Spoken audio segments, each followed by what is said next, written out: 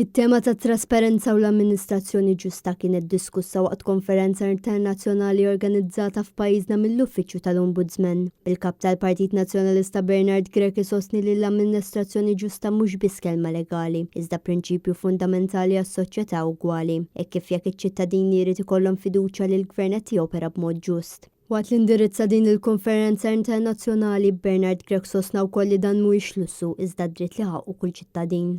Transparency is the bedrock of good administration. Citizens have the right to know how decisions are made, how public resources are allocated, and how policies are formulated. Openness and transparency not only foster accountability, but also empower citizens to actively engage with the government, hold officials to account, and contribute meaningfully to the decision-making process. U għamel enfasi wkoll għal fatt li l-uffiċjali pubbliċi u dawk li qegħdin fil-poter iridu jkunu responsabbli għall-azzjonijiet u d-deċiżjonijiet tagħhom. Din tgħin sabiex din ir-responsabilità taġixxi bħala deterrent kontra l-korruzzjoni u l-amministrazzjoni ħażina filwaqt li tippromovi kultura ta' integrità u mġiba etika fil-gvern. Fairness and equity are the pillars upon good administration stands.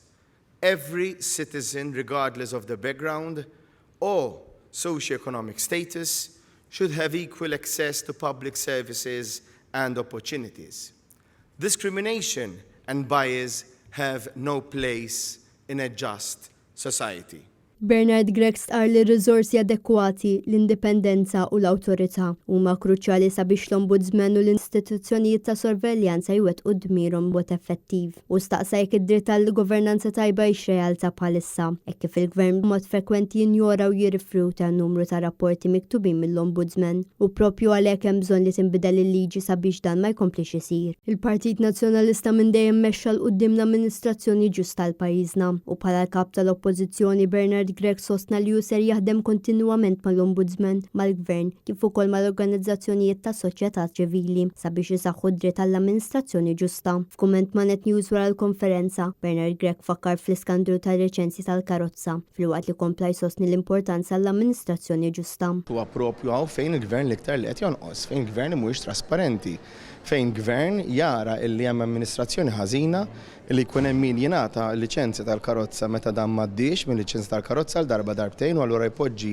fil-triq sewwieq jew sewwieqa perikolużi li jistgħu jagħmlu ħsara jew joqtlu jew iweġġgħu lil xi ħadd illi qiegħed isuq fit-triq jew għaddej mit-triq u l-Prim Ministru flok jara kif jindirizza dak in-nuqqas kbir li xi ħadd li mhux suppost jingħata liċenzja jingħata liċenzja jista' jkun Malti, jista' jkun barrani, minnu. Tajjeb, la mhux suppost qed isuq, mhux suppost dik il-persuna qed issuq flok. Jieħu passi x'jagħmel qed jgħidulhom dawk qed jagħmlu sew illi xi ħadd li mhux suppost ħal liċenzja jingħata liċenzja. Allura huwa importanti li aħna nitkellmu fuq iva mhux biss il-kontabilità fuq it-trasparenza u li kulħadd isegwi r-regoli u jekk xi ħadd jonqos min isegwi r-regoli tifaċċa l-konsegwenzi tiegħu. Jade England għal Net News.